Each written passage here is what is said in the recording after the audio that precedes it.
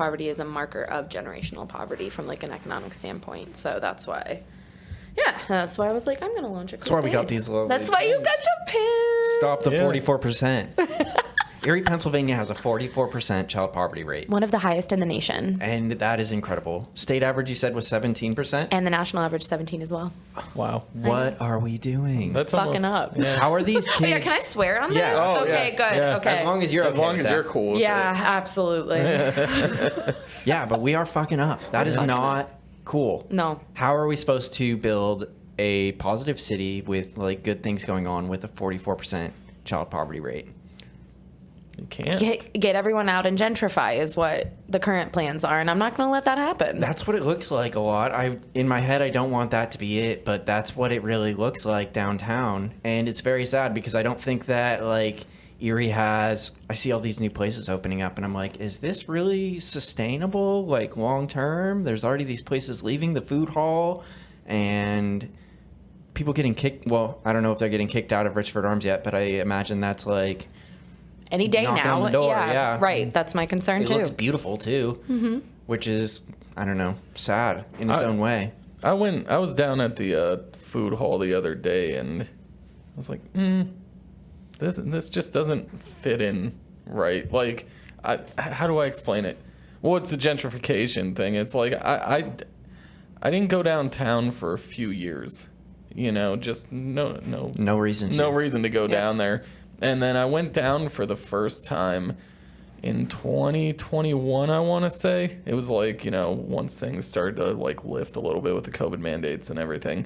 And it was like the most incredible like contrast of brand new shiny things and like homeless people on the streets. And I was like, I don't remember downtown being like, I mean, maybe it was and I didn't notice, but I didn't remember it being like that. I was like, this doesn't sit right with me. It wasn't. I mean, I left for 13 years and I lived in San Francisco. I lived in Denver. I lived in London, you know, like, and there was a lot of those kinds of sites that you had to accept as normal and, you know, try to provide some mutual aid, try to do something and, you know, remember that the folks who are homeless on the end of my block are also my neighbors. Right. And so, yeah, my philosophy is that no one should be homeless in Erie when there's so many vacant lots, blighted properties, empty houses. There's no reason for anyone to be homeless in Erie. Like that's a failure of our governments. Right.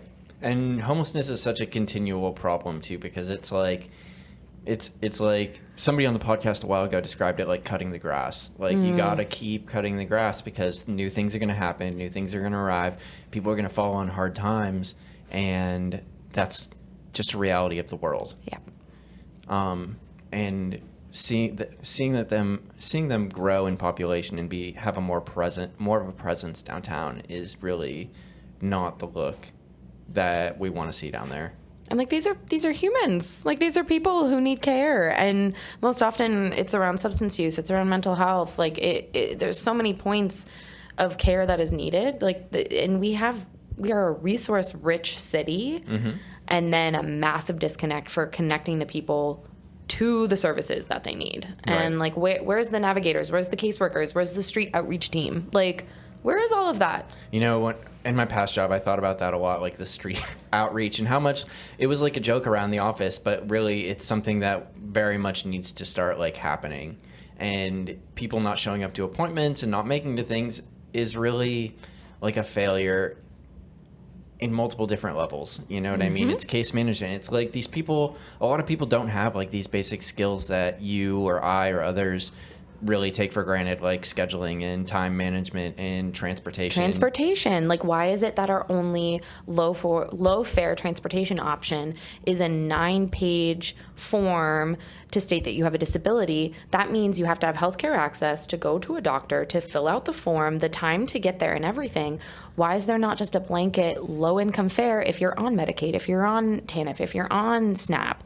Like, that's so simple. Like, there are simple, really low-hanging fruits, and, like, that's my focus. Like, that's what I'm trying to plow through with. Today with us, we do have Susannah Faulkner, who's just been to the Erie City Council. Yeah. We're just jumping right into things today. But we're super happy to be here. Congratulations on your election. Thank you. It's amazing to have a person that really wants to put in the work and see Erie grow.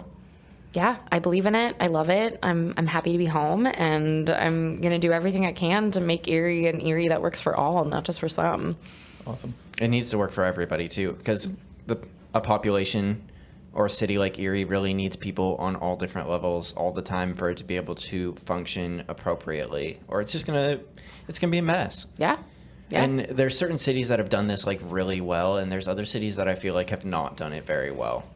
Like we were just in Austin, we've been to Columbus recently, and all of these new like progressive, bright, shiny cities are just really have like their shit together compared to some other cities that I think of that really do not have their shit together. Even Pittsburgh, has done a Totally. really good job in the last, in the new millennium, turning around from a mining town to a steel town to what they are now. Exactly, and things need to change and things need to progress. And we have to allow it to evolve. Like that's the other thing. And there's so much like infighting of ownership of like change, and it's like just ride the wave. Like just jump on the train and ride it. You don't have to be the conductor of it. And that's something where I'm like, I very much take the ethos of, working with the Sisters of St. Joseph is like meet the era and the area, and like you don't have to have ownership of it. Like let it happen. And so that's my wish. That's my lesson of wisdom that I'm trying to spread. Do you think the other council people that you work with have a hard time letting go of that power and control and want to micromanage these situations? Well, I think there's a lot of different reasons why people get into public office, right? Like so much different motivation. And this was something that like I had to, it was like pulling teeth to get me to put in my application for, and I submitted it the day before it was due because I'm also a procrastinator. But it was like, am I really going to do this? Like, I know this could always potentially happen, but I kind of want to, like dip out and go work for the UN for 3 years in another country. But then, opportunities like this come and you can't, there was no backing away from it. But I think a lot of folks come at public service, sometimes it is ego driven. Sometimes it is a popularity contest. Like sometimes it is wanting to be that kind of the puppet master over the city budget or whatever it is. And yeah, I come at it from a servant, a service standpoint and a disruptor standpoint. And I think we're all at it for different reasons. And I'm just glad we're like a little more functional, it seems, the last couple months. That's great. Yeah. There's been no screaming matches or name calling, so that's progress. That's always a good thing. I've definitely seen plenty of videos from different city councils across the country where it gets pretty hairy, real quick, just hurt feelings and yelling and screaming. So it's good that you don't have any of that right now. Not right now. Not yet. I feel like a lot of these subjects are really kind of transcend that border of right and left too. They're just good things that you should want to do for your city because you want to serve the people and you want to make it a better place. Yes, and that's actually why my yard signs were purple. So I first of all, I love purple. Like I've always been obsessed with purple. It's a fine color. It's a wonderful, I love your water bottle. I literally went to, there was some show and tell day at preschool or kindergarten, and I brought a full beet with the greens that I'd grown in my garden, and I dressed in all purple because I was a beet.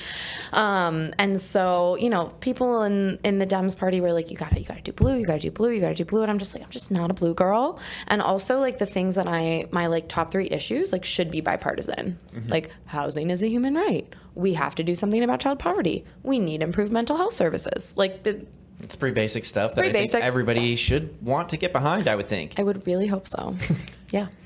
And with the new election, have you found a lot of other people that are on board or trying to make these changes with you? Yes, the election, I mean, I was literally catapulted is the best way I can put this. So it was mid-January, to paint the scene, it was mid-January, and I put in my name, the easiest job application I've ever had, resume and cover letter, and like, bam, a week later, I'm appointed to city council. So boom. Very grateful for that. Yeah, very grateful. I've gone through some treacherous job applications. That one was surprisingly easy for my dream job. And then I had exactly 13 days to decide if I was going to run. Meanwhile, like, I've not been planning a campaign, in another world, I would have had like 6 months of like Google Docs and folders and Prepares and strategies plans and and all of these things because I've worked on so many campaigns in multiple countries. I did not have that. So it's like literally screaming to my partner, like, I need a yard sign design like yesterday. And he's like, frantically designing something. And luckily it was beautiful. But it was really chaotic and really stressful. Like I was working 3 jobs. I had just gotten appointed to city council. I'm trying to catch up on city code and like all the things that are happening.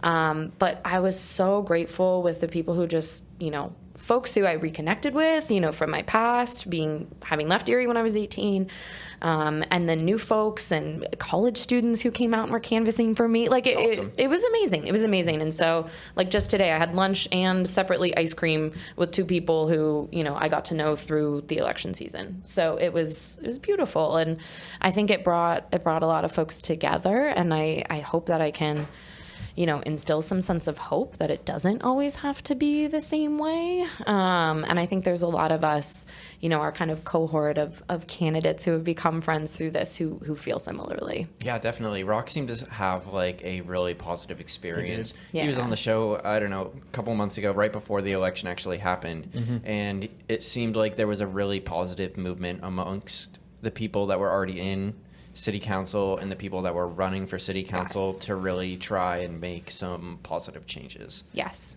I'm so happy to have connected with him. Even folks on school board. I think there's a crew of us now who are just going to stick together, and we still use our group chat from during election time. And it'll be like, hey, I need all hands on deck, with the library debacle or something. Oh my God. And so we still are utilizing that, which is really lovely. And we can put out a call to action to each other or just, hey, like, make sure you read this or check this out. And so I think that's a camaraderie that's going to stick around. It's really awesome. So what's the first thing on your plate?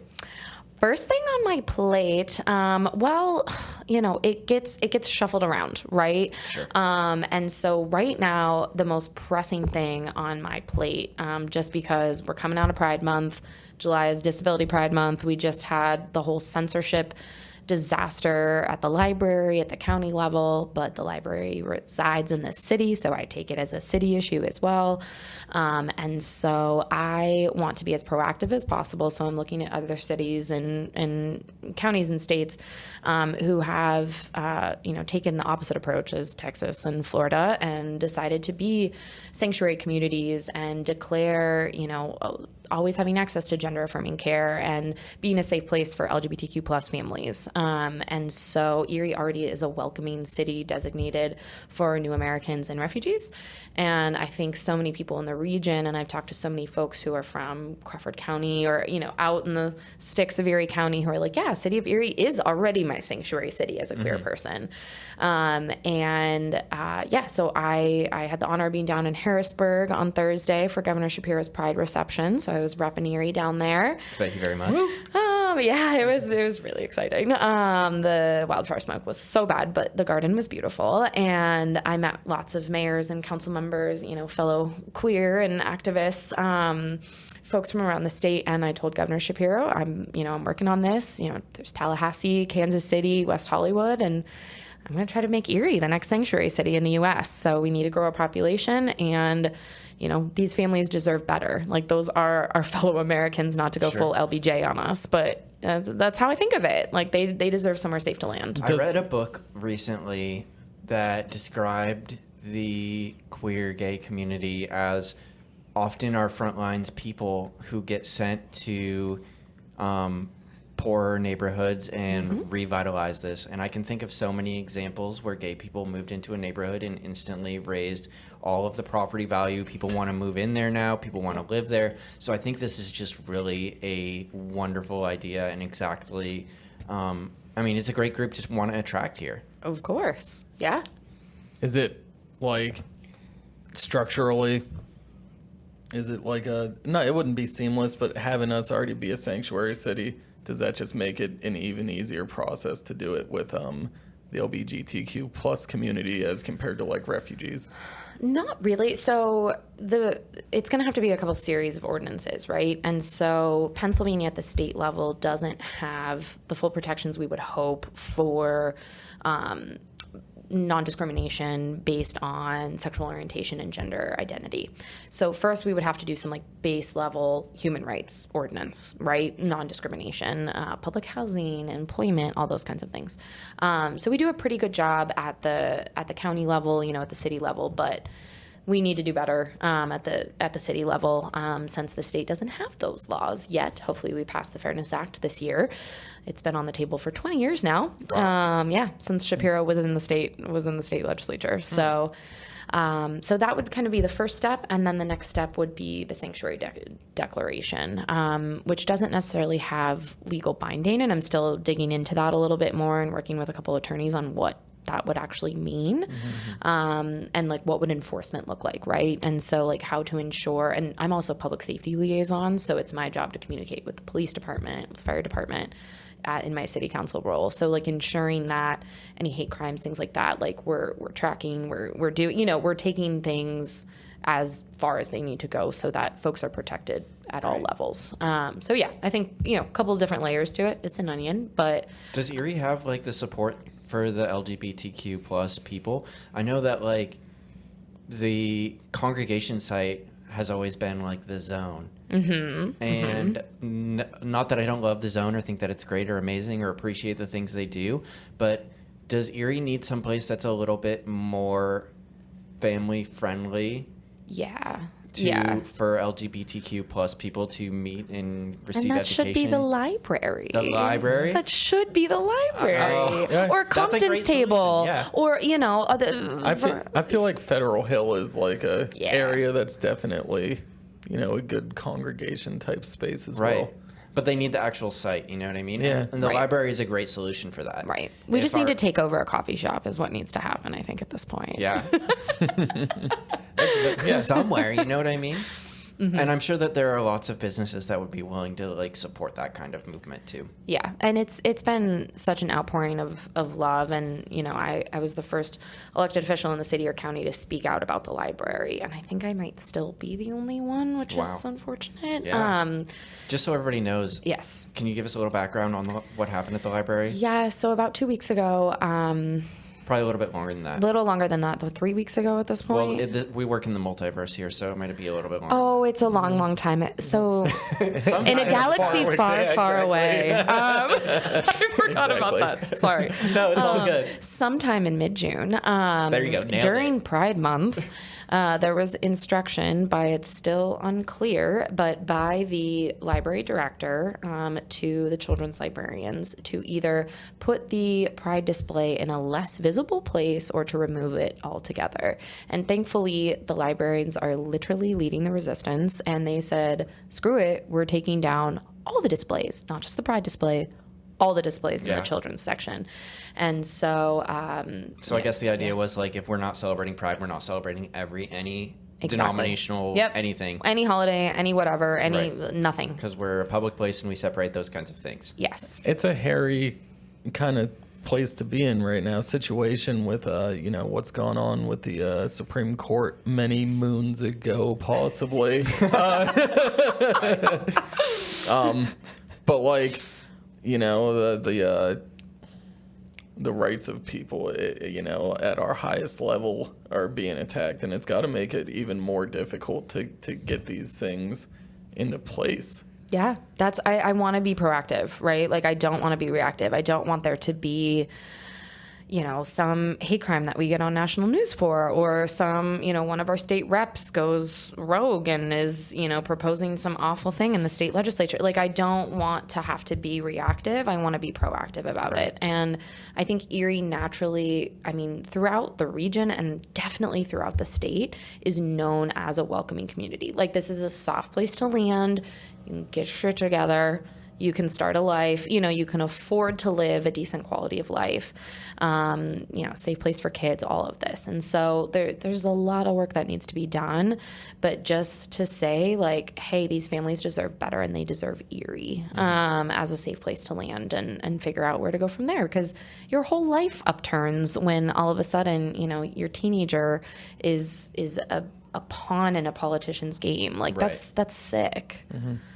So where do we and I know this is just a totally loaded question, or like it's a complex answer, but like we want to be this sanctuary city, but we also, as we were talking about at the beginning, have this just an alarmingly high poverty rate. Why would people, I mean, obviously being a sanctuary city, you'd want to come here to feel safe, but like if there's not like the opportunity to flourish economically, you know, how are we going to get people here? Yeah. So I think I'm going to go a little economics nerd. Love it. Child poverty is a key marker of generational poverty, right? And so it's not necessarily that people are moving into Erie and, you know, become more economically disadvantaged. These are families that are trapped for truly generations in poverty. Mm-hmm. And so our child poverty rate being 44% compared to the county at 26%, compared to the national and state average, which is around 16 to 17%. Like, this is truly egregious. And it's a problem.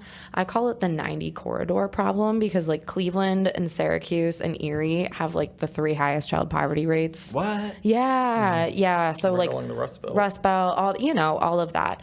And so these are the families that, you know, you can see the markers that, you know, the working dad lost the union job, then it trickles down, they lose their house, this, and then that's where we're at today. And so it's goddamn Ronald Reagan. He God damn it, Ronald. Yeah, this is also a current second episode in a row. But I feel like that is like one of the biggest areas of pushback, just watching like not so much local news, somewhat local news, but just being on like the social medias and listening to people like argue against things, whether it's homelessness or refugees or, you know, LGBTQ plus, if you know, like when this all goes through, it's like so many of us here are struggling, and it's like, well, what about us? Right. You know, like yes. that viewpoint of it. It's like, yeah, it's great to help other people, but, you know, how can we help ourselves first? And I think that's just like a big issue that constantly comes up in this city. Yeah. And it's a both and. Like we can't,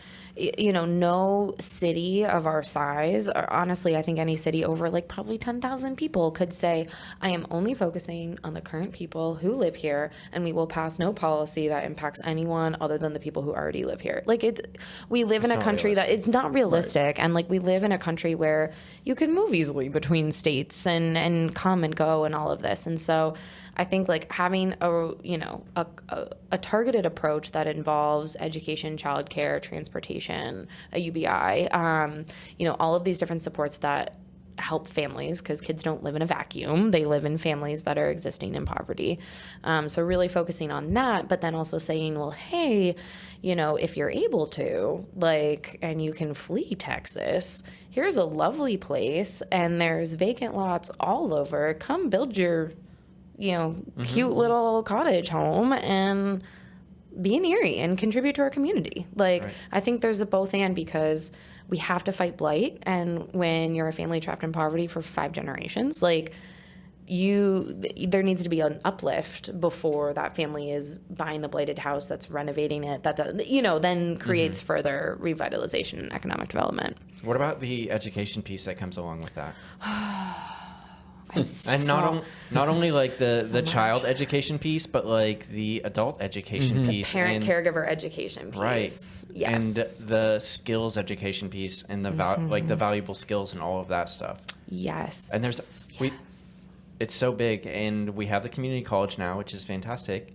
And I know Booker T. Washington is doing some positive work with apprenticeships, I believe. Yeah, apprenticeships, yeah. Yep. I think that really seems like a super awesome way to do things, is more apprenticeships and finding these businesses that you're able to work with. And because it seems like everybody has a hard time right now finding good people that are willing to put in the time and the effort and learn something, and nobody's sticking around anymore because it's such a mobile time in the job sphere. You know what I mean? Right. You don't have to stay anywhere. I can't tell you how many people, like, I've been in the unfortunately long process of looking for a new job. But he's available. I'm available. That's right. But when I talk to people that like lived here and don't live here anymore, that I went to like high school with, college, whatever, almost every single one of them is like, well, your problem is you're in Erie, you know, like, get out. But there's plenty of opportunity here. I just can't find it. But that's another podcast. Jave searches for a job. I feel like that could be a good video. Yeah, well, I mean, my argument is like, pay them a living wage. Right. Like a living wage in Erie is somewhere between like $21.50 and $24 an hour. I still haven't like pinpointed it exactly, but it's somewhere in there. And so all through the campaign, you know, I was saying like I work 3 non-living wage jobs. Like that's my reality. Like I have to work 50 hours a week. And I mean, when I lived in the Bay Area, that wasn't the case. And even though that's such an expensive place, like I was being paid above a living wage. And so I could live comfortably.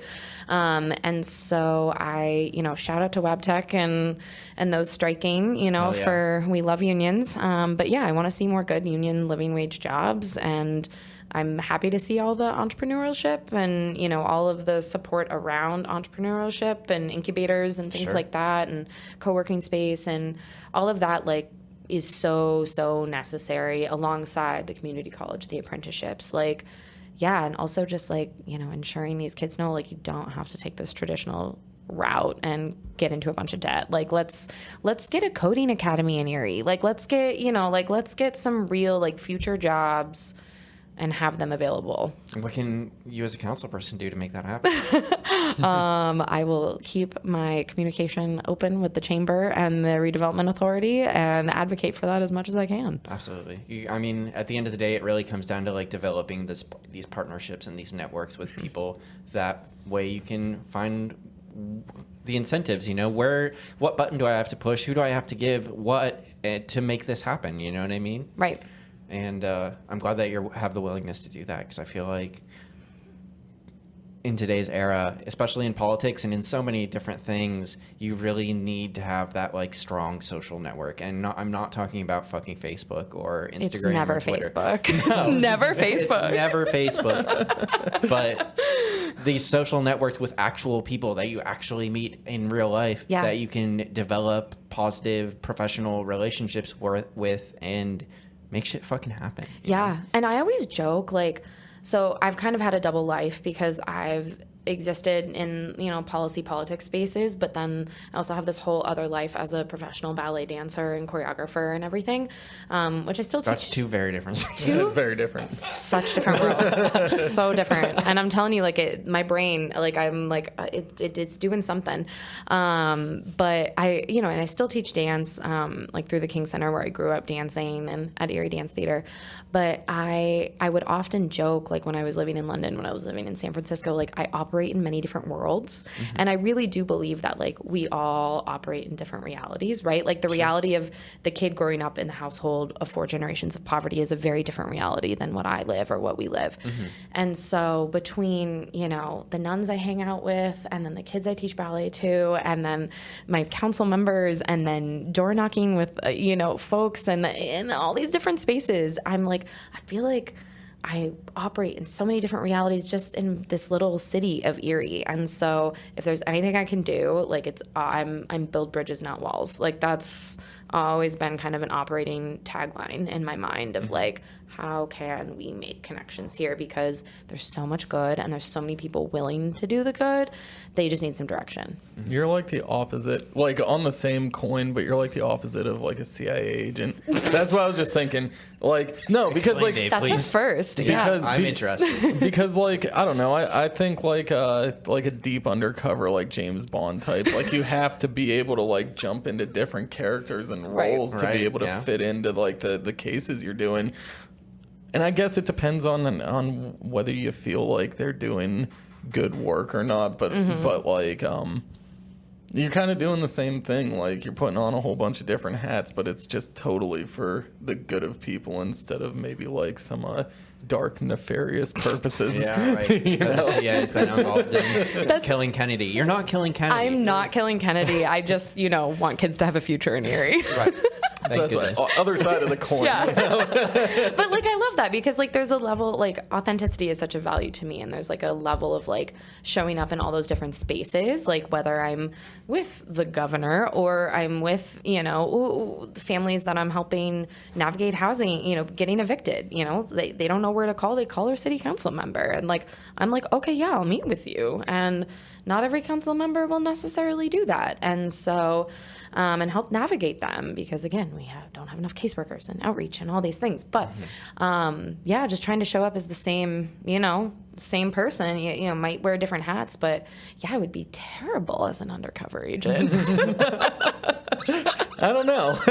You might be all right. Yeah. I understand what Dave's saying for sure, but I do also appreciate that you can be the same person, the same Susannah that's sitting in front of me today in all of those different situations and bring try to be that authentic self to all of it. Try to be. Yeah. Yeah. So earlier you mentioned a little bit about UBI. Yes. This is my baby. Well, I think universal basic income is a no-brainer, right? Like, we're going to move. The rate of automation is so ahead than the rate of what humans and our employment are at. And so we're going to come to this point of massive technical unemployment, and our welfare systems are going to be totally overrun. I can see the picture of it. I think we all can if we think about the future. Right. Yeah, like, we're like, oh, wow. You see it at Walmart every day. Or when I went to Aldi's, and I was like, what? I can scan my own stuff now? Yes. Those people who are scanning are fucking bosses at scanning, too. Like, they're amazing. They sort it all for you at Aldi's. Geniuses. Oh, great. Well, not just even like scanners, cashiers. Like, I've read stories of technical writers or like copywriters, accountants, insurance agents. Yeah, what is Erie Insurance future going to look like with automation? Yeah. So UBI has been something that I've studied since I was in grad school. So I studied public policy over at London School of Economics, and so there was a lot of buzz around Switzerland and their basic income pilot and all of that. And I was like, this is brilliant. Yes, like, the solution to poverty is giving people money. Like, I inherently believe people will make good decisions when given good opportunities. And so my first year back in Erie, I had the opportunity to do the Civic Leadership Academy at the Jefferson, and I also did the Ramey Fellowship because I'm extra. And I knew I wanted to do something around income inequality and child poverty, and that became designing a framework for a county-wide, both rural and urban, universal basic income pilot. So basically, no strings attached, cash transfers. We know this works. Look at the pandemic, the extra unemployment money, the COVID stimulus checks. That was a lifesaver for me. That was a lifesaver for millions of people. The child tax credit, cut poverty in half for the first time ever in 2021. Like, these are no-brainer policies that we've abandoned. Right. Nationally. And so with the PINs, stop the 44%. Like, we've got to do something. And there's a $2.1 million youth investment fund that the mayor is sitting on. There's been countless, public comments and letters written and all of this to say, hey, like, the pilot that was designed, and it doesn't have to be mine. It can be ours. Cost $2 million.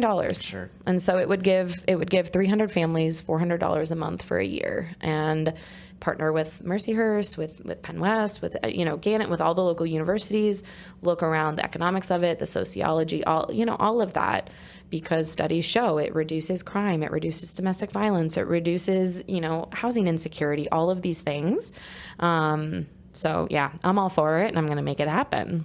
Absolutely. We love to hear it. $400 a month is such a big life changer. Huge. No, even for me, and I make a living wage, but $400 extra a month would change a lot of things, and I could only imagine somebody that's struggling much harder in the world than I am getting an extra $400 a month, especially when you're in poverty and you're making, 10, 12, 13, even like $15 a month and like barely getting by. You know what I mean? That's like tight. Like, you're scraping. Yeah. Like your check engine light is on for months. Like, you're not, not. Your washer's been broken. Yeah. Your kiddo's on a medically special diet. You can't afford that. So then there's sick. So then there's more sick bills. Then poverty is expensive. Mm-hmm. And that's the thing that folks who have never existed in poverty, and like, my big wake-up call was I literally had graduated grad school. I moved to San Francisco as a reckless 26-year-old with no job other than my part-time research job that I could do remotely, and was navigating and trying to find jobs. And it took me ages to really land on my feet. And I'm nannying, I'm bartending, I'm dancing, I'm doing all these things and free policy work and all of that. And I had just taken U.S. health policy in grad school, and navigating Medicaid with a master's degree in public policy was so difficult. It was so challenging. Like it was, I was like, if I can't figure this out, right, and I'm an English speaker and I have a degree in this, what the hell? Like, what's the chance of a single mom with 4 kids working 2 jobs? Yeah. And when you try to better yourself, and I think this is something that, I've dealt with, but like, if you're higher up on the scale, you really don't think about it. Like, if you make a cent too much, the benefit cliff. There's no grace. You made 1 penny too much. You're not eligible for this. So when you're working harder, you usually don't jump from like poverty to upper middle class or to like being able to Even afford middle all your class. bills. So you make like a couple extra dollars an hour, your safety net's pulled away, Yep. and you have less money to work with than you did and you're trying to better yourself. Right. And it's such a nasty cycle. And I feel like a lot of people don't try to better themselves because they're more sufficiently covered not course. making money. Especially if What they have like incentive is any there? sort of Right. like ongoing medical problem. You know what I mean? Yep. Diabetes, whatever it is. That's just a really easy example that came right to my head. But like after a certain point, you fall off that cliff and you're burnt. What That's do you do it. now? That's it. Like it's Either a huge jump or like no, there's no like jumping. Making a huge jump like that is so difficult and so challenging in anything, like whether it's a job, whether it's a hobby, whether it's whatever, that you have to make those gradual steps. If you want to build yourself up and get to a good level, you have to take gradual small steps. And taking those gradual small steps is almost impossible the way our that's set system's up. not designed that way. Like it's designed to assist you only once you've failed. And then as soon as you are above what is the current poverty line, which the poverty line hasn't been increased since the 90s. Which is crazy. So that's nuts, because I know that I can't go fill my tank up for what I would, what my parents would fill it up for in the 90s. So it's frustrating that, the numbers matter. I mean, numbers matter. And like, if we were to raise the poverty line, it would improve that situation, because the most acute poverty and often homelessness happens right at that benefits cliff. Right. And, this is beyond a local level, so I won't hang out here too long. But I think it comes to, because my big thing is universal health care. That's my big, yeah. Preach. I know, yeah, Yes, we're on the same please, page. please. That's just my thing. I get into arguments with people who say that it's not a good idea because they're just stupid to me. No offense. shame. No, I'm not going to say no offense. Yes, offense. Take all Yes, the offense. offense. You're wrong. But like UBI on the local level, it's so awesome to help people out. But beyond that, when we're talking about how we haven't had the poverty level, the number raised and stuff, it comes down to the question of in this country, are politics humane? Not on the national level. Not on the national level. I would argue. I think local. I wish more people would get involved in local politics, because it is. Yeah, it's the lifeblood of decision making and policy making and quality of life for real humans. And I think the disconnect at the national level, now being thrown into politics, so many people have asked me, oh, what's next? Are you going to run for state house? Are you going to want to go for Congress this time? I'm like, I will ride out city council and do as much as I can for the city for as long as I can, because I really don't have any interest in national politics, because it is so wildly dysfunctional. And to think that anything of function can happen out of that, the best we get is crumbs. Yeah. It's really sad that you see a few people that you admire in politics, and they're just fighting such a unwinnable, no chance battle, but they're your only hope. You know what I mean? Right. So you gotta believe Right. it. You gotta be you can fucking I have to do be it. yes, Bernie Sanders, I'll Yeah, love you forever. You can do it. Keep fighting for us, because you're the only fucking one who's up there doing it. Yeah, it's treacherous. And I mean, I think back to January 6th, and I think of, now being in elected office, and I think of being there in that moment, and having that target on your back just for caring about humanity, and, caring about humans. And yeah, it's terrifying. And it's something that you just have to be willing to be okay, this is a risk that I'm taking, and I'm going to put myself out there. But yeah, national politics, I mean, I stay informed, obviously. I have to, sure. but I don't get super involved with things. Most of the canvassing and the campaigning I've done at the highest level is governor kind of things. Did you have any Democratic Party officials reach out to you when you were running? Like national officials? No. I mean, with the local Democratic Party. The though. local Dems, yeah, for sure. And now Governor Shapiro and I are buddies. So Yeah, you guys are pretty much best friends. we're it gonna be sounds like. besties. Awesome. But I, Hope you you're know, listening. Share this Hey, link. Josh. You can come on. Yeah. We're a sanctuary city by the time you're listening. But no, when the whole Twitter takeover happened, I like completely went off Twitter, and that's where I was like very heavily involved, like social media wise, in politics, because that's the space for it. Oh, yeah. And so I'm still debating. My very savvy social media friends are like, Susannah, you have an I have like a campaign Facebook and Instagram. They're like, it's time to get back on Twitter. And I'm like, I don't want to. We don't have a Twitter here. I don't want to do it. I feel like Twitter is such a nationally reaching audience platform that like it doesn't serve a purpose for us on everything at once, really. It probably does, and I'm probably overlooking it and underutilizing it. But when I think of Twitter, I think of national audience. Yeah. Yeah. And so I'm kind of more curious about TikTok because I really want to connect with TikTok. I love TikTok. I don't do TikTok. It's probably for the best, Dave. Absolutely love it. And right after, I've only made 2 TikToks, and it was right after the insurrection. And it was basically calling out Mike Kelly, and like it got all these views and all this interaction and stuff. And I was like, okay, well, that was kind of fun. Like I had just moved back here. I'm like living in my childhood bedroom that I never thought I would live in again. And I was like, I guess let's make some TikToks calling out Mike Kelly.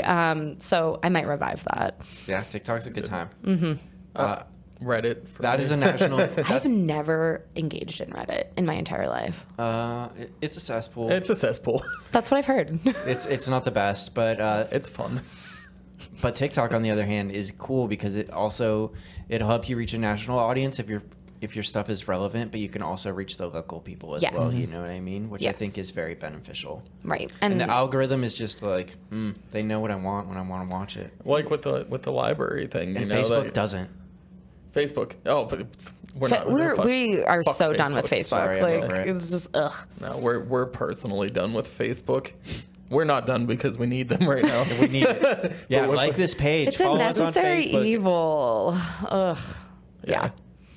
But anyway, You were saying something about the library. Oh yeah, the library. Like that'd be like the perfect thing. That's like a local thing that could catch fire nationally. Yeah, like I posted my comments on it from City Council. Like fortunately, there's people who have so many skills because City Council is an extremely part-time job.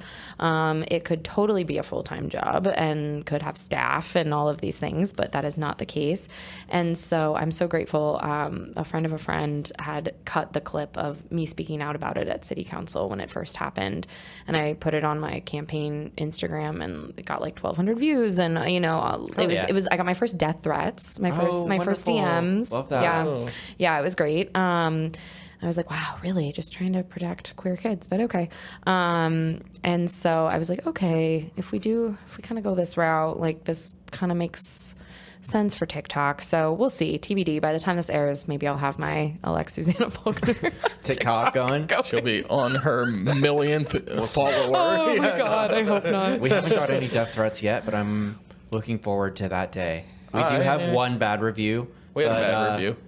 You guys should go out there and give us a good review because it's kind of ridiculous. Give us whatever you want. Yeah, these guys are doing great. We're trying to do our best. review. Yeah, give us a good review. We're trying real hard. They have really nice microphones. We sound good. We look all right. Yeah, okay.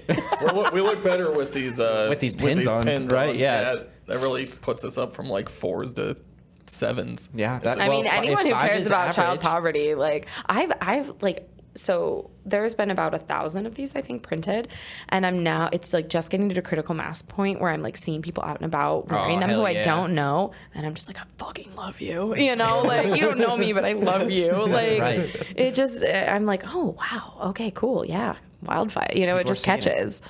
It's so crazy how far disconnected it seems like political officials, even on a local level, can appear to be from like the human beings or the constituents. Yes. Like our turnout rate, like how much did you win how many votes did you get in the election? Do So you know? I lost to Ed Brzezinski. We had 294 votes. And so he won 2 seats. And so that means my future is still uncertain with council. I'm really hoping I get reappointed in January. I would really love to continue doing this job, but my Right. future is uncertain. And the day after the election, all my California politics friends, because in California, if you win 2 races in the primary, you can't move forward with 2. You have to concede one of them. That makes sense because you Right. can't do 2 jobs at once. So they're all calling me, congratulating me. I was like, hey guys, bad news. We don't have that law in Pennsylvania. We have really weak election laws in Pennsylvania, actually. Like our tenant protections and our election laws are pretty garbage. So I'm going to work on changing that. But yeah, so I think I don't remember the final count of how many votes I got, but it was something around like a little over 2,000. Like Right. turnout was, it's abysmal. And I used to work when I'm not on the ballot, I work as a judge of elections over at Sacred Heart. And yeah, voter turnout. Like that was I had like a working lunch today with a couple other advocates and community leaders. And we were just like, okay, what are we going to start with now? Like not September, like now to ensure that people get out to vote in November. And I think that people don't realize how much of an impact a good team of local council members can make in your community, like directly to you on a huge level. And they're just like, it was like 2,800 or something like that, I think was like the cutoff or was like the winning number, you know what I mean? Yeah. And like, Sad. that's We have 95,000 people here. yeah. I didn't vote, but it's What? Yeah, well, no. Don't stop. tell Rock that, dude. He'll fight you right Wait. now. No, In Dave. the primary? I'm not a registered Democrat or Republican. Okay. I do, I'll give you that because in any other state I've lived in, I've been a registered independent. Yeah. So, I understand that, and I think that closed primaries, they can sometimes, they can serve some purposes, and I understand it from, the perspective, when I worked in England and Ireland for the Labour Party, and, they have very strong party politics, right? You have to come up through the party to be in leadership. You don't just, appear and run for office. You work your way up through the party. We just don't have that culture here, and we have a very dysfunctional 2-party system. So, I would love to see Pennsylvania become an open primary state, so that you can vote for who you think is best. Yeah. Yeah, I've never in all of my years I've registered independent at 18, and I vote in every general election. Thank you. But I just have never found a good enough reason to want to register either way. Yeah. I respect that. I don't respect that, Dave. That's okay. You I'm don't gonna have say to. you should vote in the primary, dude. If they were open. Yeah. Yeah, but Okay, advocate for them to, is your Laughlin's ideology working on of that. being an independent more important than voting in the primary? Apparently. Yes. Yeah. This is like my post-identity shit where labels belong on shirts and fuck them. Yeah, but I'll tell you something else after we're done recording because I don't want to say it on air. Top secrets. I'll tell both of you. Secrets uncovered. I'll tell Labels both belong of on you. shirts, Dave. I'm gonna end with that. Okay. Bam. Boom, mic drop. If I was holding it, I would have dropped it. Back to Susannah. Tenant labor laws. Yes. Oh my gosh. Okay. Sorry, we're Pivot. bouncing all over the That's place. okay. Yeah. I'm a dancer. I'm light on my toes. So okay. Tenants. Did you say tenants' rights? Oh yeah. Yeah. Okay, let's go. So myself and Jasmine Flores are the only renters on City Council. And I have rented in many different communities around the world. And my God, renting in Erie is rough. I had a landlord that they weren't done with the renovations of where I was moving Hold into. Security detail. You didn't really want to talk. Fair. Yeah, but that was fine. I ran into my favorite, and this is also so nerdy, favorite economist of all time, in an elevator at grad school after a lecture. Who was it? And Was it Amartya Sen. And I know was that is. like, I was going to ask if it was Wallerstein. I like the Freakonomics guy. oh, Freakonomics guy's great. Yeah, yeah. And I just was like, hi, I just was at your lecture. He's like, good. I'm going to dinner now. I was like, okay. I feel like economists aren't always the best conversationalists. No, he's a genius, but yeah. Anyway. Anyway, Tenant? tenant. They really don't want us to talk about They really tenant rights. don't want us to talk about housing being a human right. In the multiverse, on the other timeline, we've talked about this 3 times. But for some reason, CIA, I'm calling you out right now, CIA. I'm looking at everybody staring into the camera. I'm CIA, I know you're watching. Stop shutting off our shit. Let us talk about housing rights. Let us talk about housing rights. It's important. I didn't Well, now that we called them out, they can't shut it off, or else Exactly. like, They wouldn't be found out like that. they wouldn't be so bold. No, never. They're just gonna. Yeah. Anyways. So tenants' rights. So housing, big priority for me. I'm a renter. Jasmine Flores on council is the only other renter. She's an absolute force. I'm so happy to be working with her with this. So in mid-July, we're going to have a housing subcommittee where we're going to talk about various issues that the city is residents are experiencing. I'm happy with the mayor's administration putting so much focus on caring for folks who have already become unhoused. And my interest is really like, what is the moment that someone is becoming homeless? And so a couple council meetings ago, we had Northwestern Legal Services, which they do all the low income housing, civil cases representation that came in. I mean, they just laid out the facts for us. Like, there was no advocacy involved with that. You don't need advocacy when the facts are so atrocious of what's going on and the habitability issues. So I'm working on a couple different things with both local and statewide housing lawyers and advocates to see what makes sense. So places like State College have passed like a tenant's bill of rights. So just what should be basic things at the state level that are not, that might be at the state level in Colorado or California. And so trying to implement that at the city level, things like a just cause ordinance. So you can't just evict, a slumlord can't just evict someone for no reason. Like, it has to be a just cause. A couple communities, Philly has that already. And then looking at What about like boarding houses? Boarding houses. And hotels. What about them? Hotels. How, like the SROs, like single resident. Yeah. So they can usually they have pretty like loose eviction Yes. policy stuff. Mm-hmm. What about those people?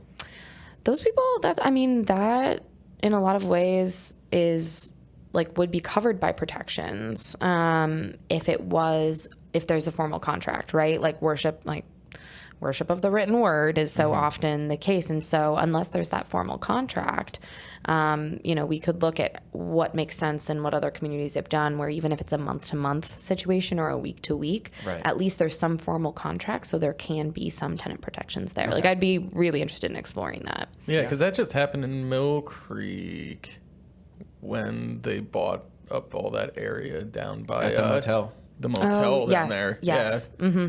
Yeah. I'm really happy to see there's really good coordinated efforts right now between a bunch of different organizations to start a community land trust. Mm-hmm. And essentially for families who have maybe lived in their homes for generations or trapped in poverty, the land trust would own the land and they would lease it to the family for like $1 for a 99-year lease. Mm-hmm. And they would own the house. And so they would only have to, I've never owned a house, so I don't know all the mortgage and this and taxes and all of that. So, but it's an amazing way to build generational wealth and equity. So Baltimore has one, Buffalo has a really successful one. Pittsburgh, I think, has 2 of them. So that is taking off ground. They just got their first grant funding. And in their study for why we need the land trust, they found that for Erie County, for every 100 families looking for affordable housing, only 30 can secure it. So that's like a massive concern. Like that's a huge difference. Serious housing insecurity. Mm-hmm. Cool. Yeah. These people deserve rights, and they shouldn't be thrown out of their house. You know what I mean? For no It's reason. sad. I mean, it's really like I have I have heard stories of like slumlords wanting to get rid of tenants, and so the water bill is in the landlord's name. They stop paying it. The water shutoff notice goes to the tenant. They panic. The water gets shut off, which then triggers code enforcement to condemn the property, which sometimes can trigger an OCY investigation. So Office of Children and Youth. Literally, slumlords have actually caused children to enter the foster care system in Erie. And they can just do that. Yes. There's no law. No, they can't do that. But there's a way to circumvent it. And like one of the only statewide tenant protections is that if you're a landlord, if the water bill is in their name and they don't pay it, you can deduct that from your rent. Like, that is one of the few, like, tenants do have utility protection in the state, but that's one of the few that we have. But the reality is, where is it getting lost? Because the water authority is, providing the know your rights information, all of that, but something's getting lost, and it's having this cascade effect that leads to homelessness, system involvement for youth, and I mean, it's detrimental on so many levels. Yeah. Absolutely. It doesn't sound good at all. No, it's bad. Big bad. And people deserve the thing that comes to mind immediately when you describe a situation like that where a landlord really wants to get rid of a tenant. The immediate thought to me is, oh, he wants to raise his rates. Mm-hmm. And with a just cause ordinance, you can't just evict your tenants and raise the rates. You have to have just cause. Mm-hmm. And so much of the tenant complaints in Erie are over habitability, are over basic things of, hey, my heating hasn't been on for 2 weeks and my landlord hasn't fixed it, so I have to file a civil case through this nonprofit legal assistance. That's the best I can do. It is a very fragile world for tenants in Pennsylvania and Erie specifically. That's really crazy that they can do that, and the rent control needs to be its own entirely different thing, as well as, like, because what I see happening next is like, oh, okay, so we can't do these dirty, grimy shit that we're doing to kick these people out. We're just gonna wait till it's time to renew the lease and jack it up however much money that we see fit. Well, and there also needs to be protection against that as well. Right. If we're going to try to rate increase take cap. a holistic approach towards this whole situation. Well, that was the first kind of backward step after all those stimulus checks and everything that happened with COVID, was the second that the renters, didn't, or the landlords didn't have to follow those restrictions or not kick people out. The rent just went crazy. Yeah. And it skyrocketed. Yeah. I remember reading that in Florida, it was in like Tampa Bay, that it got so bad, and Florida doesn't ever really do anything, but it got so bad down there that they actually put a cap on how much they could raise the rent because people get greedy with it, Yeah, if you don't put caps and limitations and regulations around things, those, greed is a fierce motivator. Right. Yes. Capitalism. Free market. Damn capitalism. Ronald Reagan. Hands off. Ronald Reagan. Oh. You know what I always thought was interesting? It's a little bit, it's adjacent to the tenants' rights, but also feeds into the homelessness problem too. I love the mini houses. Love the mini houses. Right. Huge fan of the mini houses. Like, all about that. Like, I'm housing first policy through and through. Like, I love seeing, there's some communities in Texas, some communities in Utah, surprisingly, that are just like, we're going to house people because the fact is, it is less costly for someone to be living unhoused than it is to provide them housing and wraparound services. Like, that is more cost effective and more humane. Right. So I'm so happy about community shelter services, the partnerships they formed. That is brilliant. Like, that is such a step in the right direction. Yeah. Is that like the 814 shelter number? That's part of it. Yeah. So that's like the first number that you call to get navigated. And then they kind of distribute you all over the place to wherever services you need. Yeah. Yep. It's a good program. Yeah. It's solid. And the building of the tiny homes to house families, because so often, like, there's families who you can't qualify for a certain shelter because it's a mom, a dad, and a child, and they could go somewhere if it was just like the dad could go one place and the mom and the daughter could go somewhere else, and like then we're separating families, and then it's the whole thing with pets, which I wish more and more places were inclusive of pets, because having a pet when you're unhoused is sometimes your lifeline, and I know if I was separated from my pet, I would completely lose it. So for sure, yeah. Those just are more accommodating for realistic family experiences. Yeah. Well, Susannah, it's been super fun. It's been so fun. That was we covered a lot of ground, We guys. covered a lot of ground. We did well. We got off topic. We brought it back. We blamed the CIA. We blamed Ronald Reagan always. Ronald Reagan. Again. Capitalism. We only got in one scuffle. So if you like those things, we only got one bite. It probably won't even make it into the air, too, because technical difficulties. Oh yeah, The CIA shut us down like 3 times. All we want to do is provide housing for everyone. It's been an incredible episode. We hope you all enjoy it. Vote for Susannah. City Council. She's doing great things. She's amazing. Yeah. Make sure you guys all like, follow, and share this on whatever platform you like. Tell your friends about it too, because we also discussed that Facebook and all those other things are not real, and it's best to just talk to people and let them know when good things are going on. And we're still waiting on the Patreon thing. Oh yeah, we still need to get 5 more Patreon supporters so Dave can do something crazy. Maybe, I don't know, he'll run for city council. That would be kind of cool. Yeah. Do it. I dare you. Run as an independent. Go I'll for run it. as an independent. Maybe that's what I'll do. That Maybe seems that's a what lot we'll do. more intensive than what you're doing, but I guess that's fine. More will be revealed. More will be revealed. We love you guys. Thanks for tuning in. Y'all have a great night. Peace.